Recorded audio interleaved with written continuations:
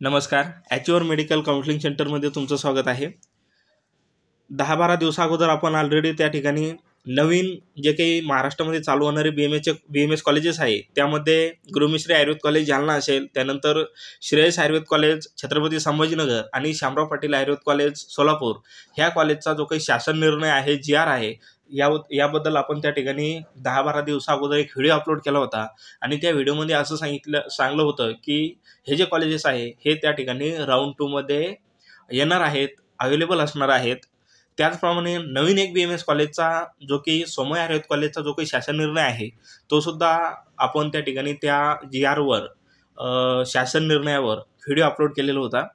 त्याचप्रमाणे अजून एक नवीन प्रायव्हेट BMS कॉलेज जे आहे ते त्या ठिकाणी 2024-25 पासून महाराष्ट्र राज्यामध्ये नव्यानं त्या ठिकाणी चालू होणार आहे.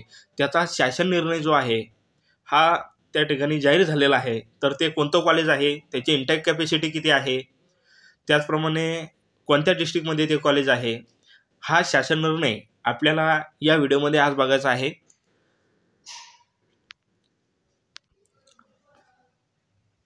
BMS अभ्यासक्रम महाविद्यालयाला मान्यता देण्याबाबत आदिवासी देवमोगरा एज्युकेशन सोसायटी नटावद तालुका जिल्हा नंदुरबार संचलित Damji Posla Gavit Ayurved college and hospital Pathrai तालुका जिल्हा नंदुरबार. तर या कॉलेजला मान्यता देण्यासाठी महाराष्ट्र शासनानं काढलेला हा शासन निर्णय GR आहे. दिनांक 3 ऑक्टोबर 2024 या दिवशी त्या ठिकाणी हा GR त्या ठिकाणी पब्लिश झालेला आहे.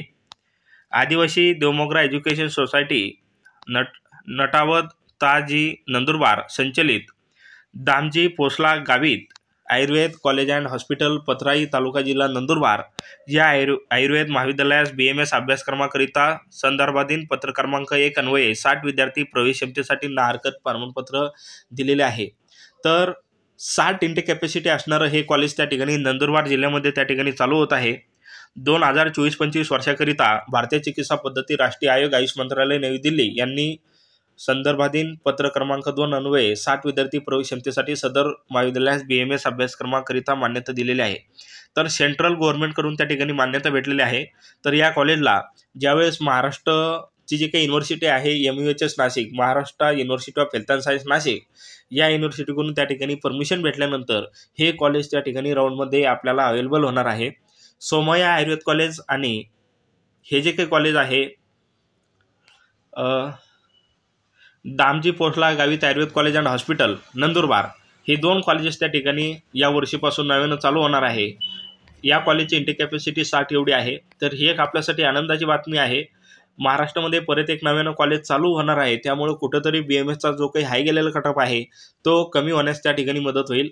ऑलरेडी आपण अगोदरच्या व्हिडिओमध्ये सांगितलं होतं की महाराष्ट्रामध्ये 3 प्रायव्हेट BMS कॉलेज येत आहे, जे की जालना, सोलापूर आणि छत्रपती संभाजीनगरचं श्रेयस आयुर्वेद कॉलेज. तर ते कॉलेज आपण हे सुद्धा सांगलो होते की राऊंड 2 मध्ये त्या ठिकाणी अवेलेबल असणार आहे. त्याचप्रमाणे ते कॉलेज येऊन राऊंड 2 मध्ये अवेलेबल झाले होते.